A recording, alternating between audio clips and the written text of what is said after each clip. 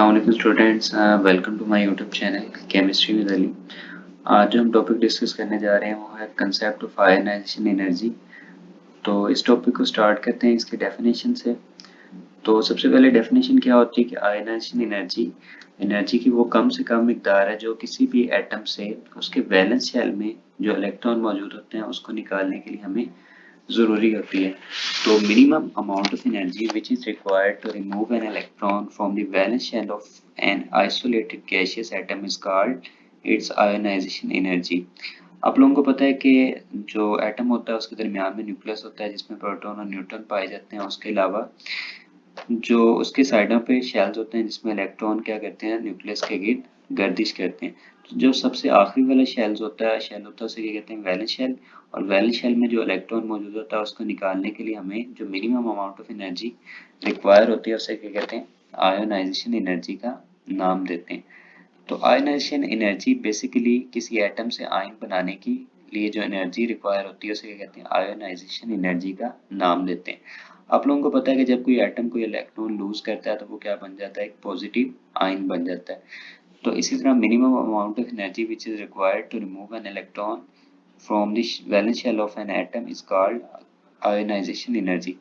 अब यहाँ पे एक वर्ड लिखा हुआ है आइसोलेटेड गैसियस एटम।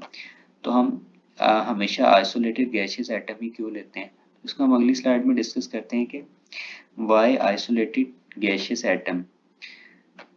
तो आप लोगों को पता है कि मैटर की कितनी स्टेट्स होती हैं, तीन स्टेट्स होती हैं, सॉलिड, लिक्विड और गैस। जो सॉलिड होता है उसके अंदर जो पार्टिकल्स होते हैं उनकी पैकिंग क्या होती है, कंपैक्ट मतलब टाइटली पैक्ड होते हैं। जो लिक्विड होता है उसके अंदर जो पैकिंग होती है थोड़ी सी लूज हो जाती है, ठीक है। और जो गैस होती है उसमें जो पार्टिकल्स है वो कम्प्लीटली मतलब एटम्स है कम्प्लीटली एक दूसरे से दूर दूर चले जाते हैं। तो जो सॉलिड है उसकी पैकिंग कम्पैक्ट है, लिक्विड में थोड़ी सी लूज है, और गैस में क्या है, एटम बिल्कुल एक दूसरे से दूर दूर होते हैं। अब जो गैस फेज है इसमें से जो एटम्स है इनको आयोनाइज करना आसान होता है।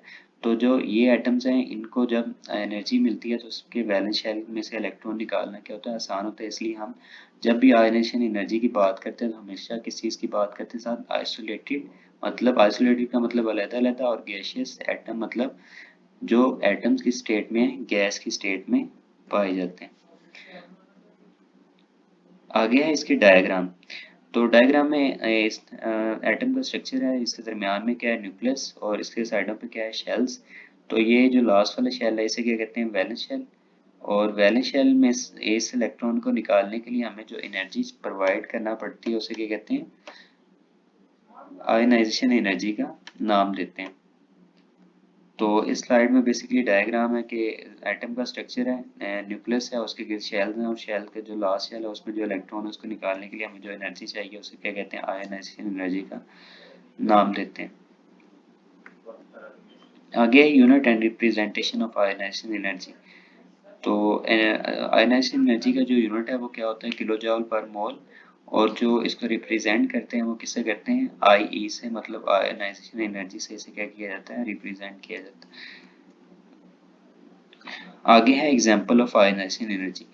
तो इसमें हम सोडियम एटम के एग्जाम्पल को डिस्कस करते हैं कि सोडियम एटम के वैलेंस शेल से इलेक्ट्रॉन निकालने के लिए हमें जो एनर्जी चाहिए होती है उसे क्या कहते हैं, आयोनाइजेशन एनर्जी। और कितनी एनर्जी चाहिए होती है, 496 किलो जूल पर मोल एनर्जी हमें चाहिए होती है। जब 496 किलो जूल पर मोल एनर्जी हम किसी भी सोडियम एटम को प्रोवाइड करते हैं तो वो एक इलेक्ट्रॉन लूज कर देता है और किसमें तब्दील हो जाता है, वो सोडियम, ठीक है, सोडियम पॉजिटिव आयन और सोडियम में तब्दील हो जाता है, साथ क्या खारिज करता है, एक इलेक्ट्रॉन खारिज कर देता है।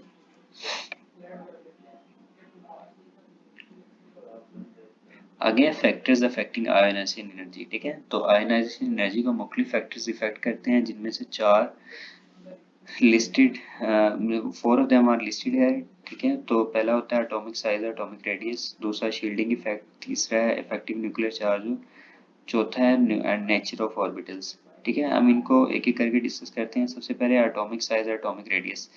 अब क्या होता है कि जो आयनाइजेशन एनर्जी और एटॉमिक रेडियस का या एटॉमिक साइज का हमेशा इनवर्स रिलेशन होता है। जितना साइज बड़ा होगा एटम का उतनी उसकी आयनाइजेशन एनर्जी कम होगी, मतलब उतना ही उससे इलेक्ट्रॉन निकालना क्या होगा, आसान होगा। जितना उसका साइज छोटा होगा उतना ही उससे इलेक्ट्रॉन निकालना मुश्किल होगा और उसकी उतनी आयनाइजेशन एनर्जी क्या होगी, ज्यादा होगी।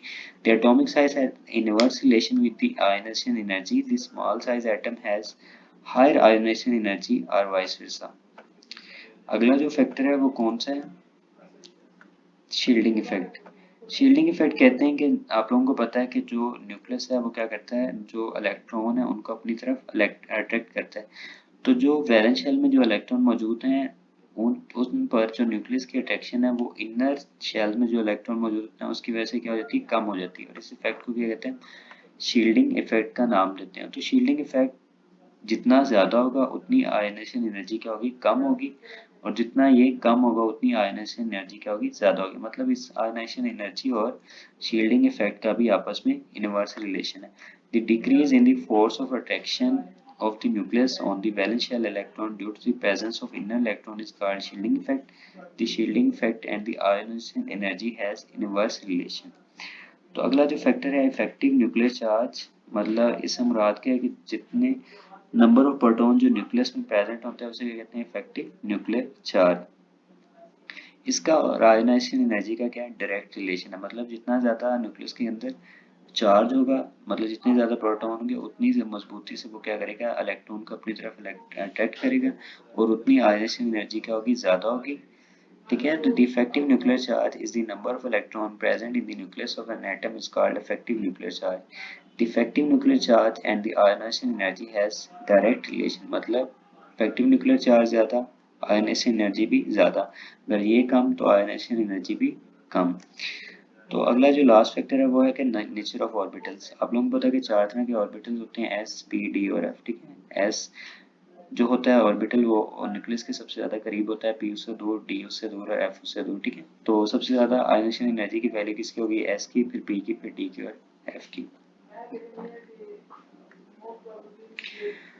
तो इस लेक्चर में हमने डिस्कस किया है कि सबसे पहले आयनाइजेशन एनर्जी होती है। आयनाइजेशन एनर्जी बेसिकली एनर्जी की वो मिनिमम अमाउंट है जो किसी भी एटम के वैलेंस शेल से हमें इलेक्ट्रॉन निकालने के लिए हमें जरूरी होती है। ठीक है, और उसको इसका यूनिट क्या है, किलो जूल पर मोल, और इसकी रिप्रेजेंटेशन कैसे करते हैं, आई ई से करते हैं। और उसके बाद हमने देखा कि जो इसकी एग्जांपल है, मतलब जो सोडियम एटम है उसको कितनी एनर्जी चाहिए उसके वैलेंस इलेक्ट्रॉन से इलेक्ट्रॉन को, वैलेंस शेल से इलेक्ट्रॉन को निकालने के लिए वो कितनी होती है, 496 किलो जूल पर मोल। तो इसके बाद देखा कि इसको कौन कौन से फैक्टर इफेक्ट करते हैं। चार फैक्टर थे सबसे पहले, चार फैक्टर्स हैं। सबसे पहले है एटॉमिक साइज या एटॉमिक रेडियस, उसके बाद शील्डिंग इफेक्ट, तीसरा इफेक्टिव न्यूक्लियर चार्ज और चौथा है नेचर ऑफ ऑर्बिटल्स।